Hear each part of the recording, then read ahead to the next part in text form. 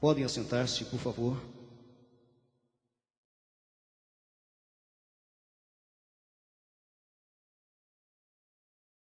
Querida igreja que serve ao Senhor Jesus, sob esta bandeira do Ministério Fama, meus irmãos, minhas irmãs, com alegria, eu vos saúdo com a paz do Senhor.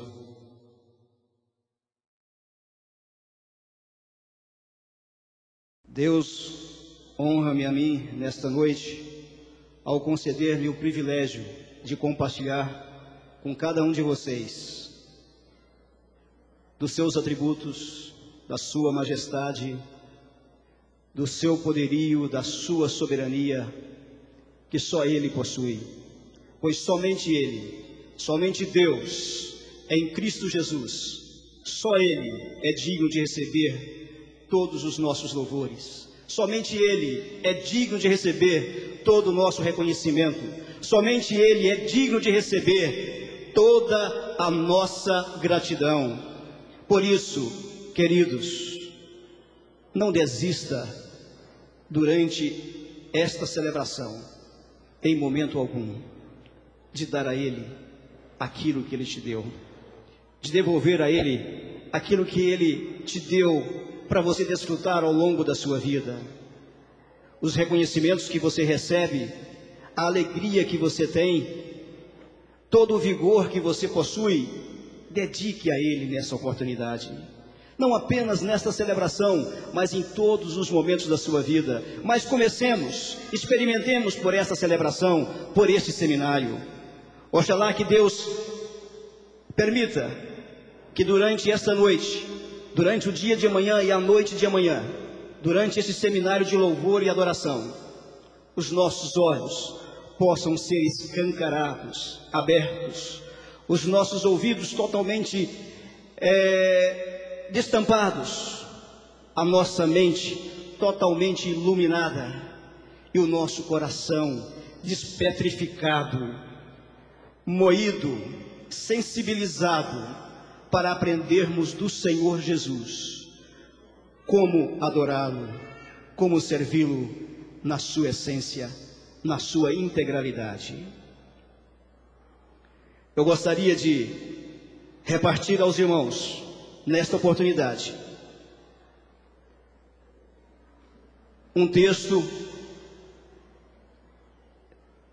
aliás, 3 textos, 2 deles na carta que o apóstolo Paulo escreveu aos Romanos, no capítulo 8 e no capítulo 12, e o outro escrito no Evangelho de João, no capítulo 4.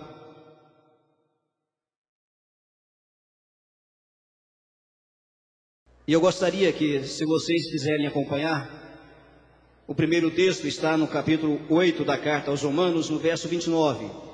Eu gostaria que vocês apenas acompanhassem silenciosamente pela sua Bíblia. Diz assim o primeiro texto: porquanto aos que de antemão conheceu, também os predestinou para serem conformes à imagem de seu Filho, a fim de que ele seja o primogênito entre muitos irmãos. O segundo texto, capítulo 12, versos 1 e 2, diz assim: rogo-vos, pois, irmãos, pelas misericórdias de Deus, que apresenteis o vosso corpo por sacrifício vivo, santo e agradável a Deus, que é o vosso culto racional. E não vos conformeis com este século, mas transformai-vos pela renovação da vossa mente, para que experimenteis qual seja a boa, agradável e perfeita vontade de Deus. O terceiro texto do Evangelho de João, capítulo 4, versos 23 e 24, diz assim: mas vem a hora e já chegou, em que os verdadeiros adoradores adorarão o Pai em espírito e em verdade, porque são estes que o Pai procura para seus adoradores. Deus é espírito, e importa que os seus adoradores o adorem em espírito e em verdade. Com esses 3 textos que eu acabei de ler aos irmãos e às irmãs, eu quero tentar refletir aqui, nesses poucos minutos com vocês, acerca da essência do serviço que nós tentamos oferecer a Deus durante toda a nossa existência. E a essência desse serviço chama-se adoração. Então, dentro desses 3 textos, eu quero discorrer com os irmãos e com as irmãs, com a igreja, sobre a essência desse serviço a Deus, a adoração. E eu, dentre vários exemplos que nós temos pela Bíblia, eu achei interessante um exemplo, que foi o exemplo de Ana, a esposa de Elcana, lá nos primeiros capítulos do primeiro livro escrito por Samuel, ou seja, dedicado a Samuel. Ana, uma das mulheres de Elcana, era estéril, e a outra mulher do seu marido vivia zombando de Ana, porque Ana não possuía filhos, e a outra mulher, Jemima, tinha filhos. E um dia, ela estando na casa do Senhor, ela derramou a sua alma na presença do Senhor. Ela se desmanchou na presença de Deus e fez um voto ao Senhor naquela oportunidade, que se o Senhor lhe desse um filho, ela o devolveria a ele, o dedicaria inteiramente ao serviço ao Senhor, como prova da gratidão dela para com Deus.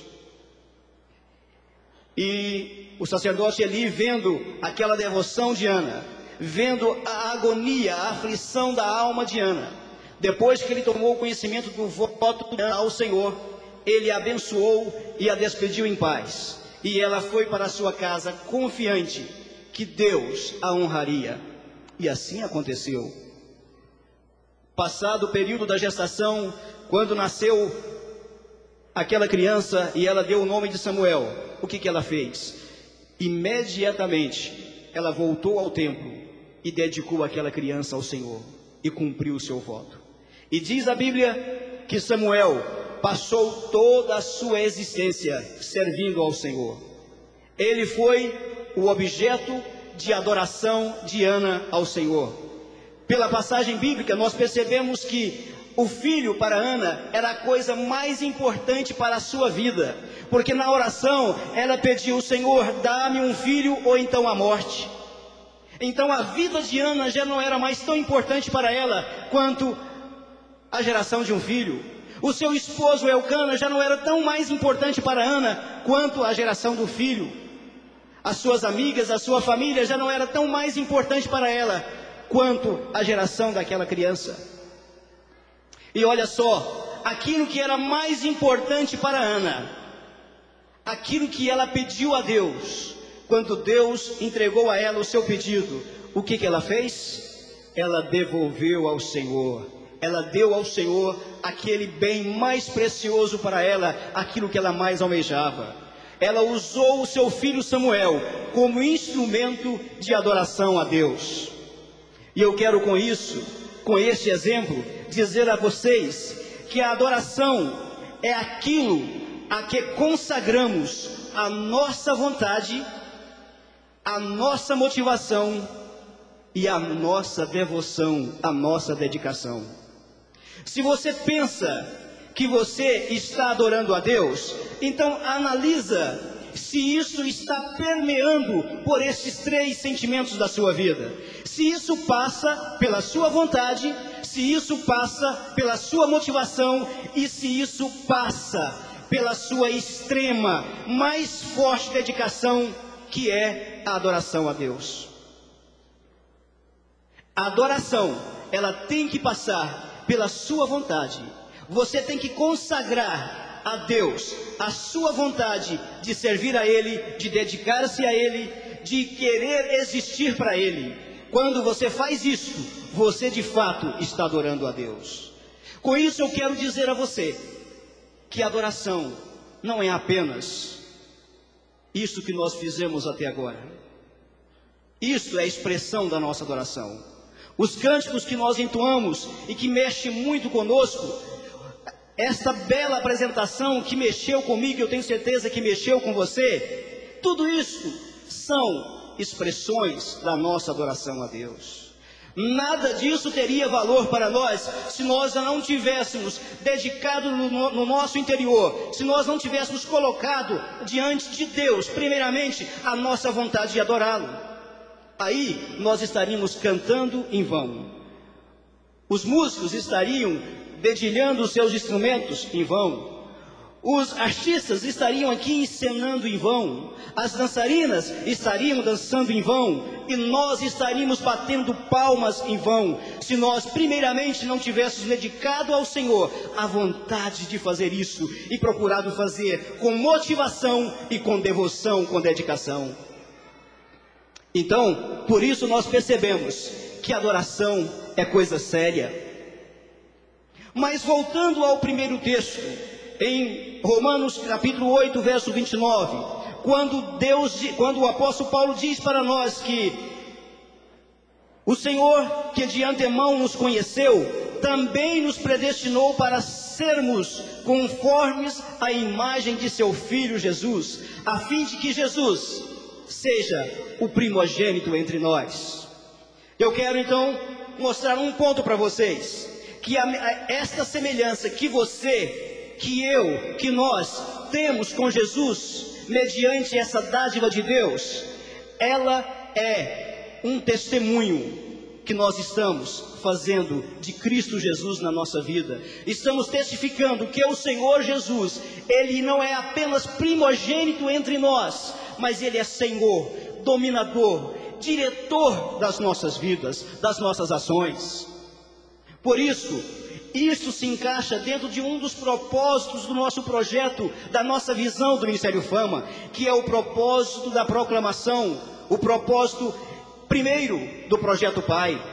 Porque quando nós nos identificamos com esta imagem que Cristo nos deu, que é de sermos parecidos com Ele, nós estamos então com o nosso testemunho, testificando, proclamando que Jesus, Filho de Deus, é primogênito entre nós, é o nosso irmão principal, é o nosso irmão mais velho, e que nós fomos adotados por Deus, e por isso que nós testificamos que somos filhos de Deus.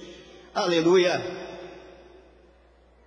Quando nós não conseguimos cumprir esse propósito, quando nós não conseguimos revelar a outras pessoas esta imagem, esta semelhança que nós temos de Jesus, nós não estamos cumprindo um dos propósitos que essa igreja tenta deter, que é a proclamação do Evangelho. E não adianta você tomar o microfone como eu estou fazendo e querer falar, pregar, testemunhar de Jesus por palavras, que o que mais fala é o nosso testemunho, é o seu testemunho. Não adianta. Primeiro, nós temos que perceber que nós somos a imagem de Cristo e que nós temos essa responsabilidade de carregar conosco o vivo testemunho do Senhor Jesus Cristo em nossa vida. E quando nós fazemos isso, quando nós proclamamos Jesus através do nosso testemunho, nós estamos adorando a Deus. Meus irmãos, não há serviço maior, não há serviço mais excelente que Deus espera de nós do que a adoração. E eu quero que sempre repetir aqui esta tecla com vocês. A adoração não é o mero esforço de estarmos cantando, batendo palmas ou louvando ao Senhor. A adoração é muito mais do que isso. A adoração é o genuíno serviço que nós tentamos prestar a Deus, dia após dia, minuto após minuto. No livro, na carta que Paulo escreveu aos Efésios, no capítulo 4, a partir do verso 24, ele diz assim: e vos revistais do novo homem, criado segundo Deus, em justiça e retidão, procedentes da verdade. Não saia da vossa boca nenhuma palavra torpe, e sim, unicamente a que for boa para edificação, conforme a necessidade, e assim transmita graça aos que ouvem. E não entristeçais o Espírito de Deus, no qual fostes selados para o dia da redenção. Longe de vós toda a amargura, e cólera, e ira, e gritaria, e blasfêmias, e bem assim toda malícia. Antes, Sedes um para com os outros, benignos, compassivos, perdoando-vos uns aos outros, como também Deus em Cristo vos perdoou. Sede, pois, imitadores de Deus, como filhos amados, e andai em amor, como também Cristo nos amou, e se entregou a si mesmo por nós, como oferta e sacrifício a Deus em aroma suave. Meus queridos, minhas queridas irmãs, falar que sou crente é a coisa mais fácil que tem. E graças a Deus que hoje é fácil ser crente. Hoje é fácil carregarmos o título de evangélico. É gostoso, é prazeroso. As pessoas nos tratam bem quando nos percebem que somos evangélicos. As pessoas hoje nos respeitam mais como evangélicos. Mas tudo isso não passa de títulos. Eu quero ver ser crente, de acordo com esse texto da carta aos Efésios, no capítulo 4, dos versos 24 até o 31. Eu quero ver a gente viver uma vida de equilíbrio, de sobriedade, de moderação, de contenção, de renúncia, para podermos ter pelo menos um pouquinho da semelhança de Cristo, para que as pessoas possam dizer, como muitos dizem de Paulo: este é imitador de Cristo, aquela é imitadora de Cristo. Porque isto é difícil. Ser crente, falar que é crente, não é difícil. Mas ser imitador de Cristo, isto sim, não é fácil. Mas olha, o Espírito de Deus, Ele nos foi dado para que nós pudéssemos ser capazes de se parecer com Cristo. É por isso que Paulo disse aqui, e não entristeçais o Espírito de Deus, no qual fostes selados para o dia da redenção. E uma das razões pelo qual o Espírito de Deus constantemente se entristece conosco, é quando nós ofendemos a Jesus Cristo com as nossas atitudes, referente ao nosso próximo, referente ao nosso irmão. Não tem coisa que agride mais a Deus do que a agressão que eu faço a você, de que você faz ao seu irmão. É a agressão mais violenta que nós fazemos ao Espírito de Deus.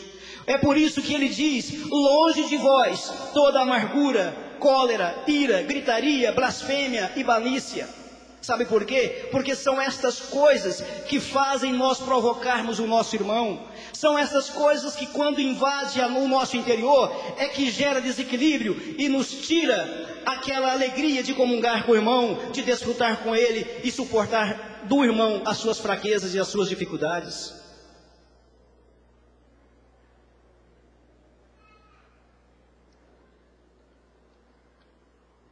No segundo texto que Paulo escreveu aos Romanos, no capítulo 12, verso 1 e 2, ele fala e identifica para nós o segundo propósito do projeto Pai, que é o propósito da integração, o propósito da comunhão. Ele diz assim: rogo-vos, pois, irmãos, pelas misericórdias de Deus, que apresenteis o vosso corpo por sacrifício vivo, santo e agradável a Deus, que é o vosso culto racional. E não vos conformeis com este século, mas transformai-vos pela renovação da vossa mente, para que experimenteis qual seja a boa, agradável e perfeita vontade de Deus. Por que sacrifício vivo? Sabe por quê? Para nós contermos a ira, para nós contermos a cólera, para nós contermos a malícia, para nós contermos o ciúme, para nós contermos a inveja, nós temos que fazer sacrifício. E quando nós fazemos esse sacrifício e conseguimos, com a ajuda do Espírito Santo, conter essas coisas em nós, nós estamos oferecendo a Deus um culto vivo, agradável e racional. Os nossos louvores, os nossos cânticos, as nossas palmas, as nossas danças, as nossas orações, elas soam com mais naturalidade, elas fluem perante Deus com muito mais espontaneidade, elas chegam às narinas de Deus com um cheiro muito mais agradável. Por quê? Porque isso gera sacrifício em nós. E o culto racional, a oferta que Deus espera de nós, é esta oferta de sacrifício. Aquela oferta que nós trazemos aos seus pés, com dificuldade, mas com consciência, sabendo que eu estou crucificando o meu corpo para oferecer a Deus um culto racional. E quando eu faço isso e me entrego totalmente a Ele, aí eu consigo comungar com meu irmão, eu consigo integrar-se ao corpo de Cristo, eu consigo ser útil ao meu irmão, eu consigo ser útil à minha irmã, eu consigo ser útil a Deus, porque eu estou sendo útil às pessoas que me cercam. E quando a gente consegue se integrar no corpo de Cristo, quando nós conseguimos fazer parte da verdadeira igreja, a igreja invisível, a palavra de Deus começa a provocar em nós, através da ação do Espírito Santo, uma renovação constante da nossa mente. A nossa mente deixa de ser escravo das concupiscências dos nossos olhos, para ser submissa à vontade, à boa e agradável vontade de Deus. O outro terceiro ponto que configura o propósito que fecha o nosso projeto, o projeto Pai, e eu investi a ordem propositalmente, é a semelhança que nos identifica como verdadeiros adoradores a Deus, conforme diz aqui no texto do Evangelho de João, capítulo 4, versos 23 e 24. Mas vem a hora, e já chegou, em que os verdadeiros adoradores adorarão o Pai em espírito e em verdade, porque são esses que o Pai procura para seus adoradores. Deus é espírito, e importa que os seus adoradores o adorem em espírito e em verdade. Meus queridos, muitas pessoas deixam para adorar a Deus somente quando vêm ao templo. Muitas pessoas deixam para adorar a Deus somente quando o culto está gostoso. Muitas pessoas deixam para adorar a Deus somente quando a música está boa, quando a música está afinada, quando a música está agradável aos nossos ouvidos. Muitas pessoas deixam para adorar a Deus somente quando a mensagem está boa de se ouvir e compreensível. Muitas pessoas deixam para adorar a Deus somente quando ele percebe que o pregador está debaixo de uma unção e fala bastante línguas estranhas. Mas os verdadeiros adoradores adorarão ao Senhor em verdade e em espírito. Deus procura adoradores desta forma. Deus procura adoradores que não estão preocupados com o ato da adoração. Deus procura adoradores que querem conhecer e estar junto do único que merece, o único que é digno, daquele que é soberano. Só Ele pode receber a nossa adoração. Deus procura esse tipo de adoradores, aqueles adoradores que quando chega em sua casa do trabalho à noite, vai para a cama, ele vai para a cama, dobra o seu joelho e adora ao Senhor. Ele dobra o seu joelho, entregando ao Senhor o seu espírito, para que enquanto o seu corpo repousa, o seu espírito esteja em comunhão com o Espírito de Deus em adoração. Quando ele acorda de manhã, ele já levanta adorando ao Senhor, preparando o seu corpo para ser mortificado durante o dia, para que à noite, outra vez, ele possa entregar uma oferta de sacrifício ao Senhor, completando a sua adoração, 24 horas por dia, adorando ao Senhor. Esses são os verdadeiros adoradores que Deus procura, aqueles que estão sujeitos apenas à sua vontade, à sua motivação e à sua devoção, com o propósito de adorar a Deus. Não está sujeito ao espaço, não está sujeito ao tempo, não está sujeito às pessoas, está sujeito unicamente à sua vontade de adorar a Deus. E eles adoram, sabe aonde? Em qualquer lugar, porque eles adoram ao Senhor em espírito e em verdade. Primeira carta que João escreveu para nós, no capítulo 4, versos 13 em diante, ele diz assim: nisto conhecemos que permanecemos nele, e Ele em nós, em que nos deu do seu Espírito. Que alegria! É por isso que nós conseguimos adorar ao Senhor em qualquer lugar. É por isso que adoramos ao Senhor em espírito, porque Ele nos deu o seu Espírito. E quando nós temos essa certeza, nós temos a certeza que Deus, através do seu Espírito, habita em nós. E disse mais: aquele que confessar que Jesus é o Filho de Deus, Deus permanece nele e ele em Deus. E nós conhecemos e cremos no amor que Deus tem por nós. Deus é amor. E aquele que permanece no amor, permanece em Deus e Deus nele. Nisto é em nós aperfeiçoado o amor, para que no dia do juízo mantenhamos confiança, pois segundo Ele é, também nós somos neste mundo. Nós não seremos, nós somos neste mundo. Nós amamos a Deus, porque Ele nos amou primeiro. Igreja,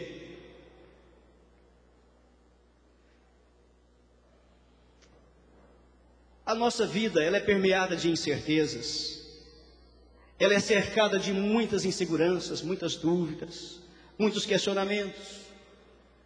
E quantas das vezes eu venho com vontade, quantas das vezes eu estou com vontade, me esforço, me dedico, mas não consigo perceber que o meu louvor, que a minha adoração a Deus está chegando até o trono dos céus. Aí quando eu me volto para esta palavra do evangelista João, que ele escreveu nessa primeira carta para nós, é que eu me sinto confortado. É porque muitas vezes eu não consigo sentir amado, porque muitas vezes nós precisamos de experimentar o amor de Deus por fé, não por sentimentos, mas por fé. E muitas vezes, em muitos momentos, eu não me sinto amado por Deus. E aí quando eu me volto para esse texto, quando o Espírito de Deus me traz à luz essa passagem, aí eu me conforto, o Espírito me consola, especialmente quando ele diz que não foi eu quem amei a Deus primeiramente, mas foi Ele quem me amou primeiro. Aleluia! Eu não preciso me preocupar, porque o amor de Deus é muito maior para mim do que o amor que eu tenho por Ele. E por mais que eu me esforce, jamais vou alcançar a dimensão do seu amor, mas o seu amor alcançou a minha dimensão e habita em mim. Que alegria! Essa é a segurança que nós temos para viver em completa adoração ao Senhor. Essa é a segurança que nós temos para nos dedicar inteiramente e para poder testificar de que somos filhos de Deus, porque nós temos a certeza que o amor de Deus habita em nós. E foi Ele e não nós quem nos amou primeiro. Carregue essa certeza com você, igreja, porque Deus constituiu você como igreja, Deus constituiu você como filho, como filha, e nos formou como igreja, por causa do seu amor para conosco. Não foi nenhuma graça minha, não foi nenhum esforço meu, não foi nenhum mérito meu, não foi nenhuma virtude minha, mas unicamente o amor de Deus, quem me fez, quem me transformou em filho de Deus outra vez. Aleluia! Por isso nós percebemos que a verdadeira adoração não está nas nossas palavras, não está nos nossos gestos, não está na quantidade de boas ações que fazemos. Não. A verdadeira adoração está na atitude do nosso coração, aonde habita o amor de Deus. Aí a partir daqui, a partir da atitude deste coração, é que aí vale a pena os nossos cânticos, as nossas boas ações, os nossos gestos, as nossas atitudes. A partir do coração, aonde habita o amor de Deus, é que nasce a verdadeira motivação, a verdadeira vontade para adorarmos a Deus. Mas quais são os ingredientes que fazem parte dessa adoração genuína, dessa verdadeira adoração? Abra, por favor, no Salmo 51, por favor. O Salmo 50, no verso 23, e depois todo o Salmo 51, revela-nos quais são os elementos que compõem a verdadeira adoração a Deus. E são elementos que vocês adoradores, que nós adoradores, que vocês ministros de adoração na casa do Senhor, não estiverem observando, vocês não terão êxito no vosso ministério, porque isso são elementos essenciais na adoração ao Senhor. Abriram aí o Salmo 51? Enquanto eu vou aqui comentando com vocês alguns desses elementos, vai lendo aí de maneira devagar, de maneira silenciosa, para vocês perceberem esses elementos que eu vou citar para vocês aqui. Um dos primeiros elementos que fazem parte da adoração: quebrantamento. Não adianta você vir para a casa de Deus, não adianta você fazer um esforço na sua casa, não adianta você fazer uma consagração, você fazer jejum, você fazer campanhas, não adianta. A oração não tem o mesmo valor para Deus do que a adoração. Por quê? Porque a oração faz parte da adoração. Ela é preciosa para Deus? Muito. É por isso que ela tem efeito. Mas ela também faz parte da adoração. Então não adianta você fazer campanhas intermináveis de oração, não adianta você fazer jejuns, se você não contiver na sua adoração quebrantamento. Sem quebrantamento não há confissão de pecados. E não adianta você também procurar a presença de Deus se você estiver com a sua vida desregrada, sua vida descontrolada, se você estiver com o tapete cheio de sujeiras por debaixo dele, se você estiver lá no cantinho da sua vida, um cantinho reservado para você amontoar os seus pecadinhos. Não adianta você querer ter uma reserva particular na sua vida, achando que nessa reserva você poderá guardar e ainda segurar a chave com você, para você colocar os seus defeitos, as suas fraquezas, para que você, por causa dos seus defeitos e as suas fraquezas, você esconder lá naquele reservado da sua vida as suas transgressões, as suas prevaricações, as suas iniquidades. Não adianta. Porque Deus só vai perceber em você um verdadeiro adorador se Ele perceber na sua vida uma vida entregue a Ele, sem reservas, sem esconderijo particular. Não adianta você ter uma cômoda, ou não adianta você ter uma despensa, não adianta você ter um sótão lá na sua vida, lá no interior da sua vida, para você colocar sujeiras, porque essas sujeiras, elas causam repulsa a Deus. E para você remover essas sujeiras, você precisa ser quebrantado, assim como Davi foi quebrantado no Salmo 51. Enquanto Davi não foi quebrantado, ele não foi capaz de reconhecer que ele era um adúltero, que ele era um assassino, que ele mandou tomar a mulher de seu general para si e ainda mandou matar o general depois. Ele só foi capaz de reconhecer esses seus pecados depois que o Espírito de Deus encontrou lugar em Davi para ele ser quebrantado. E não adianta, adoradores, não adianta, ministros de Deus, você exercer esse serviço para Deus, se você tiver amontoados de sujeira na sua vida e tentando esconder de Deus. Para você remover essas sujeiras, você precisa confessar. Para você confessar, você precisa ser quebrantado, porque sem quebrantamento não há confissão de pecados, e sem confissão de pecados não há arrependimento, e sem arrependimento não há perdão. Porque não adianta você reconhecer que você errou e não ter coragem para se curvar diante de Deus e confessar os seus pecados. Isso é sério, irmãos. Isso é sério. Ser adorador não é fácil, não. Ser crente é fácil, mas ser adorador não é fácil. Não adianta.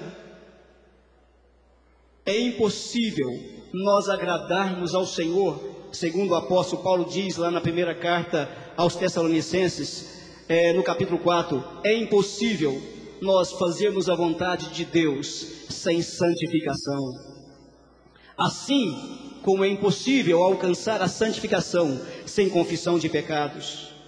Outro elemento da adoração ao Senhor chama-se renúncia. Sem renúncia, você não consegue alcançar uma vida de quebrantamento que vai produzir em você arrependimento e confissão de pecados. Porque se você confessar uma vez, alcançar arrependimento, alcançar o perdão de Deus, mas se você não renunciar àquelas coisas que te levam a cair outra vez, você não vai conseguir ter uma vida de submissão a Deus, porque você vai estar muito mais sujeito às tendências da sua carne, às tendências do seu corpo, que vai te levar ao pecado outra vez, do que submisso à vontade de Deus. E a vontade de Deus, eu repito, é que nós alcancemos a santificação. E para que nós possamos ser verdadeiros adoradores, nós precisamos ter renúncia e uma renovada submissão a Deus. Isso quer dizer confissão todos os dias, todos os momentos. Perguntaram a Jesus: Senhor, quantas vezes eu devo perdoar? Jesus disse que era 70 vezes 7, né? Se nós podemos perdoar 70 vezes 7, imagina Ele, Jesus, quantas vezes não poderá nos perdoar? Então, queridos, isso não quer dizer que nós podemos viver em pecado, não. Isso é para cumprir a palavra de Deus, que diz que o justo, quando cair, ele não permanece prostrado, ele se levanta, porque é Deus quem guia os passos dos homens e das mulheres boas. Sabe por que, meus irmãos, nós não podemos viver uma vida de pecado? Porque se vivermos a vida em pecado, nós estamos vivendo prostrados na lama, na sujeira, no pecado. E o que Deus quer de nós é que, se tropeçarmos e cairmos, Ele está pronto com as mãos estendidas para nos levantar. Basta nós reconhecermos que caímos e olhar para Ele, confessar os nossos pecados, porque a Bíblia diz que Ele é fiel e justo para perdoar todos os nossos pecados, e o sangue de Jesus nos purifica dos nossos pecados.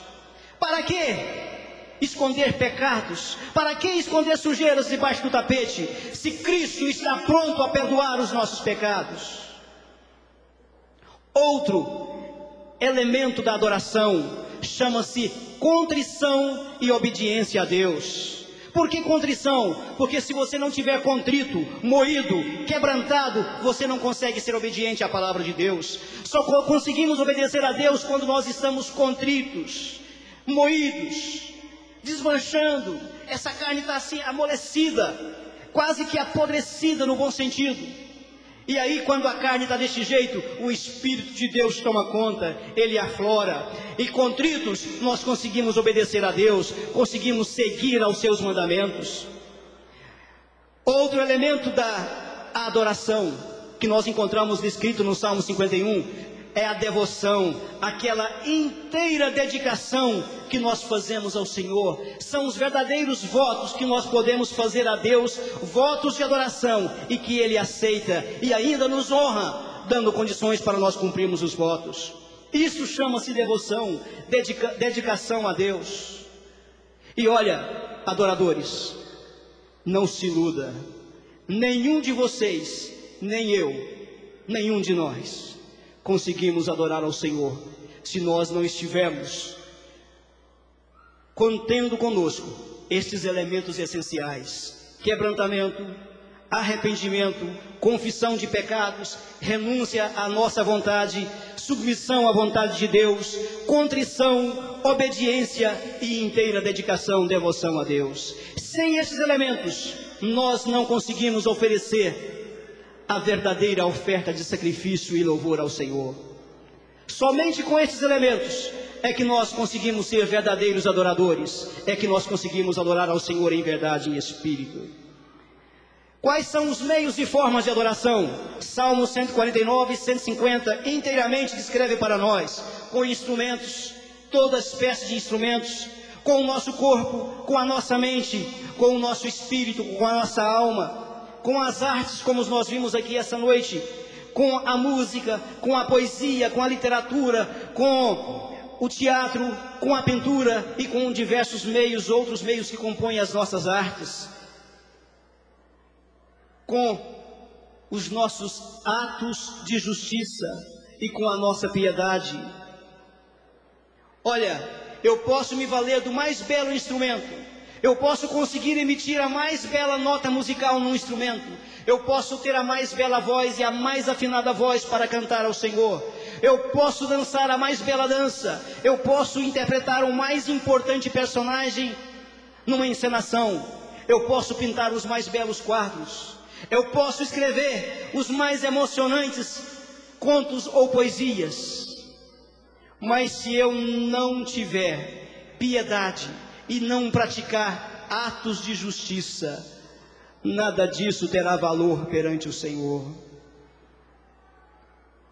Se lembra daquela música cantada que fala que nós precisamos de plantar carvalhos de justiça? É isso mesmo.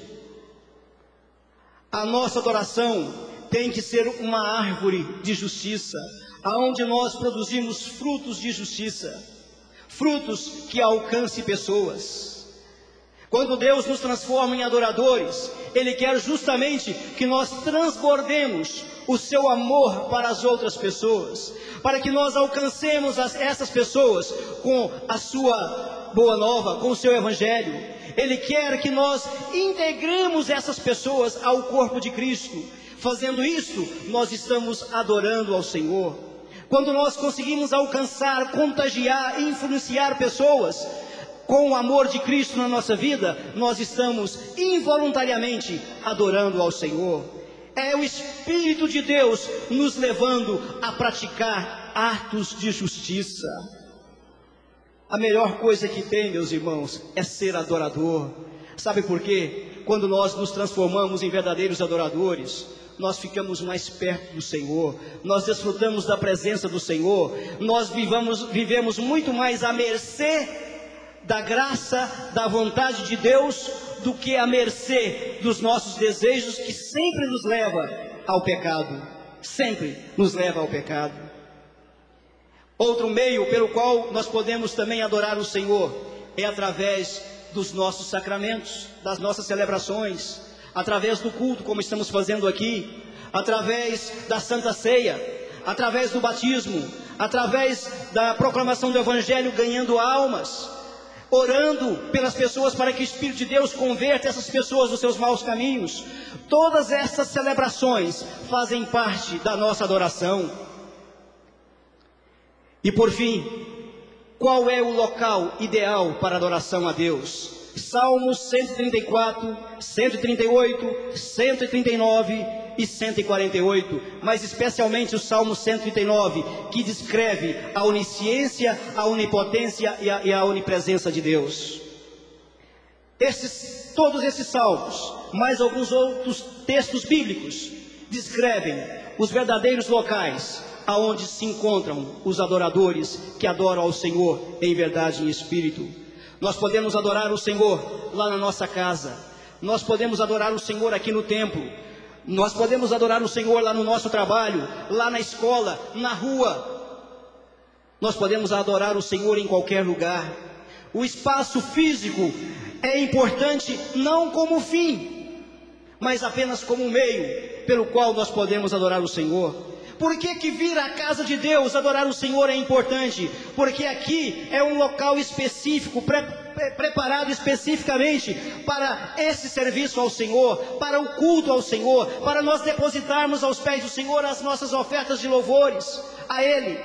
Por isso que o templo é o local ideal. Olha só que comparação interessante. Quantos aqui têm namorada, têm namorado? Levante o braço em sinal, por favor. Quantos aqui estão namorando? Poxa, pouca gente namorando? Que estranho. Os casados também estão namorando, estão? Ah, que maravilha. Olha, vamos voltar um pouquinho e comparar no começo do namoro. O quanto era prazeroso. Eu estou voltando no começo do namoro meu. Porque hoje não se pode namorar mais como naquele tempo, onde a gente tinha praças, belas praças, praças seguras, tranquilas, sem nenhuma dificuldade. Então nós podíamos ir para as praças namorar, né? Sentar no banco da praça. Ali a praça era um lugar preparado, era um lugar pitoresco, especificamente adequado para o namoro.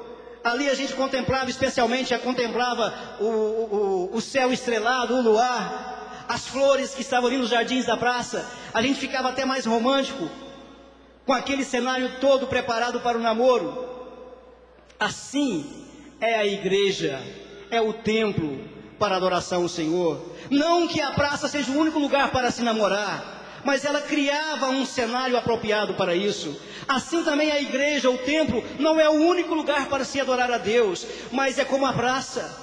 Aqui o ambiente é mais propício para a adoração. Aqui o ambiente nos leva a ser mais romântico com o Senhor. Aqui o ambiente ele contribui para que nós estejamos mais apaixonados pelo Senhor e temos mais ousadia para fazer declarações ao Senhor. Sabe por quê? Porque todos que vêm ao templo, pelo menos em tese, vêm com o mesmo propósito de namorar o Senhor, de adorar ao Senhor, de declarar a Ele a sua paixão, o seu amor, a sua devoção.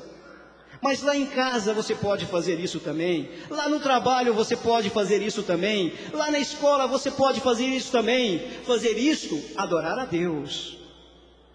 Queridos, não há lugar determinado para você adorar o Senhor. A adoração pública, ela não nos isenta da adoração secreta. Vir aqui, somar com os demais, batendo palmas, pulando, saltando de alegria, gritando, assoviando, cantando, é fácil porque o ambiente nos leva a isso. Então a adoração pública, ela é fácil de se fazer, pelo menos assim de maneira explícita, não de maneira implícita. Nós podemos pelo menos avaliar que as pessoas estão adorando a Deus pelos seus gestos, mas a adoração mais importante é a adoração secreta, aquela que você faz em espírito, aquela que você faz em verdade. Não são os processos que levam ao ato da adoração que interessa para Deus. O que interessa a Deus é a atitude do adorador. Então não são os esforços da equipe de adoração que está tentando nos levar a Deus que interessa para Deus, não. Não é o processo, o ato da adoração dentro do templo que interessa para Deus. Não, não é isso. O que interessa para Deus é a sua atitude como adorador. Você pode adorar em silêncio, você pode adorar de maneira estática, duro, você pode adorar de maneira extrovertida, você pode adorar dançando, você pode adorar chorando, sorrindo, você pode adorar do jeito que o Espírito de Deus te levar a adorar. Só que é a sua atitude que conta para Deus, não são os gestos, não é o processo, é a sua atitude. Reverência e temor ao Senhor, atributos também da adoração, não são demonstrados apenas pelo bom comportamento no templo. Isso é importante. A nossa reverência e temor tem que estar no coração, de onde parte o verdadeiro louvor e adoração ao Senhor. Sou chamado a adorar a um Deus que não vejo, mas não para submeter-me a um Deus que não posso conhecer e provar. Deus está desafiando você nesta noite, está desafiando você neste seminário, a você experimentá-lo, a você ter experiências novas com Ele, através da adoração. Deus quer que neste seminário, você seja uma experiência dEle em adoração, para que lá na congregação aonde você ministra a Deus, para que lá onde você ministra no seu trabalho, na sua casa ou aqui mesmo no templo sede, você possa ser resultado de uma experiência como adorador de Deus. Não seja apenas um oficial do ministério de adoração e louvor, mas seja uma experiência genuína de Deus como adorador, para que as pessoas, quando vir você adorar, eles possam perceber que você está tendo, na verdade, uma experiência com Deus. A cada dia, a cada noite, a cada momento, uma nova experiência. E é essa experiência de Deus, que você, com essa experiência, que você vai contagiar as pessoas que estão sob a sua orientação durante a ministração da adoração. E eu já estou concluindo aqui, só mais 5 minutos. Eu quero trazer aqui 4 propostas para vocês, para encerrar em 5 minutos aqui essa reflexão. E essa proposta está escrito na carta aos Hebreus, no capítulo 10, versos 19 a 24, que diz assim: tendo, pois, irmãos, intrepidez para entrar no Santo dos Santos, pelo sangue de Jesus, pelo novo e vivo caminho que ele nos consagrou pelo véu, isso é, pela sua carne, e tendo grande sacerdote sobre a casa de Deus, aproximemo-nos com sincero coração, em plena certeza de fé, tendo a mente purificada da má consciência e lavado o corpo com água pura, guardemos firme a confissão da esperança, sem vacilar, pois quem fez a promessa é fiel. Consideremo-nos também uns aos outros, para nos estimularmos ao amor e às boas obras. Com este texto, eu quero concluir aqui fazendo 4 propostas para vocês, oficiais, que ministram na casa de Deus a adoração e o louvor. 4 propostas. A primeira proposta é que você, quando for celebrar Deus no seu ministério, faça isso de maneira contextualizada, com vida e com testemunho. 1 Coríntios 16, verso 6. Se você não vive como adorador, peça licença ao seu pastor, entregue o seu ministério para ele, recolha-se na presença de Deus, conserte-se com Deus. Quando você estiver reconciliado com Deus e você já tiver passado pela experiência de verdadeiro adorador, você volte até o seu pastor e fale: pastor, eu estou pronto para o ministério. Sabe por quê? Porque se você não der testemunho como adorador, você não vai conseguir exercer o seu ministério com êxito, com sucesso. O seu ministério está fadado ao fracasso se você não der testemunho como adorador. Se você não tiver compromisso com Deus para exercer o seu ministério de adorador e de ministro da adoração está fadado ao fracasso. E se você não tiver a sensibilidade, a criatividade, a mente renovada pelo Espírito de Deus, os olhos bem abertos, a mente bem aguçada para compreender o seu contexto, aonde você vive, as pessoas com quem você convive, você não vai conseguir levar as pessoas a oferecer a Deus um culto racional, um culto aonde as pessoas podem, dentro daquilo que ela, dentro da sua cultura, dentro da sua região, dentro do seu ambiente natural, a pessoa não vai conseguir oferecer a Deus um culto espontâneo, natural, e transformar o natural para o espiritual. Então, esteja sensível ao contexto aonde você vive, para você se adequar a ele, porque você está servindo a Deus, mas está servindo também as pessoas para quem você está ministrando Deus. E seja sensível à necessidade dessas pessoas, para você compreendê-las e poder ajudá-las a chegar até a presença de Deus através da adoração. Mas dê testemunho como adorador, para que você possa influenciá-las e contagiá-las com seu testemunho.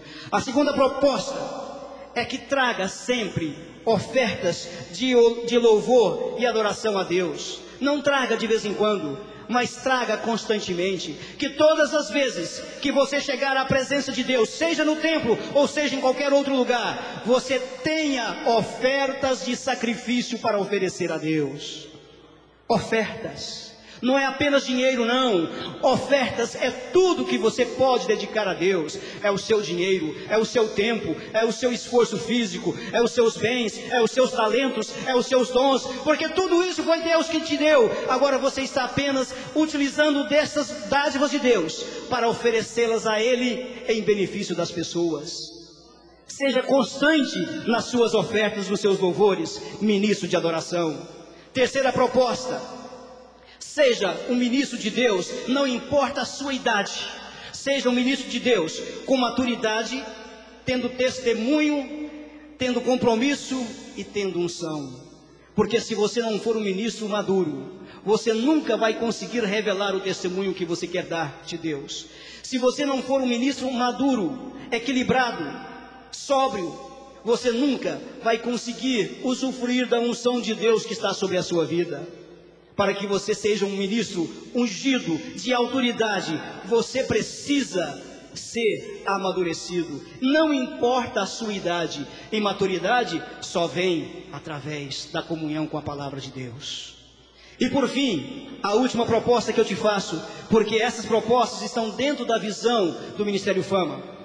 A última proposta é que todas as vezes que você for ministrar na casa de Deus, seja apenas como ministro de louvor, ou seja como oficial do culto, que você obedeça a ordem do culto, que você estabeleça a ordem, promovendo vínculos, elos, entre os cânticos, entre a oração, entre a pregação, entre os testemunhos e entre a comunhão.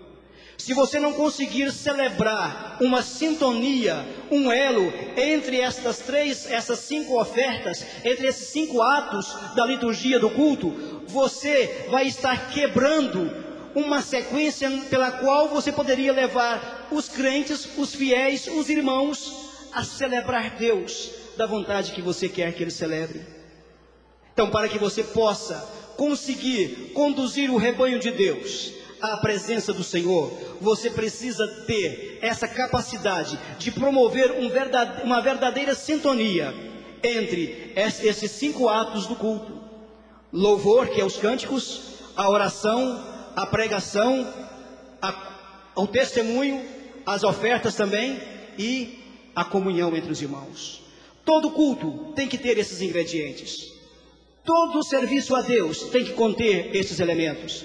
E é você, ministro da adoração, é você, oficial do culto, o responsável por conduzir a igreja a celebrar um culto a Deus, contendo todos esses elementos, evitando assim que o seu culto, que a igreja que você está conduzindo a Deus, seja um culto vazio, apagado, morno. Lembra-se daquela passagem lá do Apocalipse, que não és quente nem frio, és morno, e que estou a ponto de vomitar-te da minha boca? Deus não gosta de mornidão. Ou você é quente, ou você é frio, porque frio também Ele não gosta. Mas mesmo assim Ele tolera o frio, Ele tolera o morno, na esperança de que esse possa ser aquecido e saia a oferecer a Ele uma verdadeira adoração. E eu encerro dizendo aos irmãos que os crentes carnais, eles se contentam apenas com o ato da adoração. Eles não têm desejo de comunhão com Deus, que é o verdadeiro efeito da adoração sincera, dedicada ao Senhor.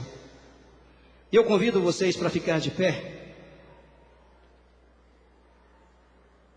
E encerrando aqui essa reflexão, eu quero fazer uma pergunta a vocês. Na verdade, um apelo. Não é uma pergunta, é um apelo. Dizem que todo sermão tem que ser encerrado com um apelo. Não é mesmo, pastor Edmar? Então eu quero fazer um apelo a vocês, ministros de Deus. Eu quero crer que todos aqui são ministros, porque é um seminário de paraministros, ministros de adoração, louvor, para oficiais do culto a Deus, para levitas. Então eu quero fazer um apelo a todos vocês. Não estou com esse apelo fazendo nenhum julgamento, pelo contrário. É um apelo que eu faço a vocês, e se vocês quiserem atender este apelo intimamente, vocês vão responder durante a oração agora.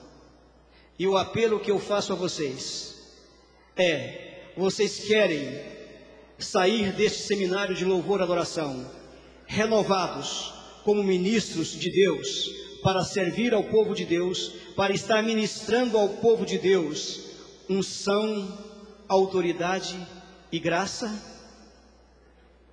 Se vocês querem, feche os seus olhos, curvem a sua cabeça e comece a pensar nisso agora por um instante. Ministros de Deus têm que ministrar autoridade, misericórdia, perdão, amor, porque tudo isto são atributos da graça de Deus. Isso são atos de justiça. Não se conforme, como diz o apóstolo Paulo, não se conforme com este século, com este mundo, mas transforme a sua mente, transforme o seu coração como verdadeiros adoradores. Transforme-se a cada momento, a cada instante. Não se conforme em momento algum de ser apenas um oficial, mas peça a Deus para que Ele faça de você um verdadeiro adorador, para que como adorador você possa exercer bem o seu ministério. Então, se você aceita este apelo, de sair daqui deste seminário renovado como ministro de Deus, para estar ministrando ao povo de Deus uma nova unção, graça, misericórdia, amor, justiça, fidelidade. Então, confirma este voto que você está fazendo agora a Deus. Confirma isso em oração. E eu convido aqui o pastor Robson, que está oficiando aqui este seminário, para que nos eleve a Deus os nossos votos através desta oração. De olhos fechados. Senhor nosso Deus, nosso Pai, em nome de Jesus Cristo, nós estamos diante de Ti, com os nossos corações abertos, com os nossos ouvidos atentos a ouvir a Tua palavra. Todos aqueles que vieram aqui estão nessa noite. Senhor Deus, estão aqui porque querem receber mais de Ti. Te pedimos, ó Senhor, que a Tua mão esteja estendida e que o Senhor esteja nesse momento derramando da Tua unção e graça e poder, Senhor, e que os Teus filhos sejam abençoados, sejam fortalecidos, sejam renovados no Senhor, ó Pai, e que possamos, ao final deste culto, irmos para as nossas casas e amanhã retornarmos, ó Deus, para a participação ainda deste seminário. E, ó Senhor, possamos produzir frutos a partir de hoje, frutos melhores e mais sadios para a glória do Teu nome. Senhor, nós oramos a Ti no nome de Jesus e agradecemos. Amém.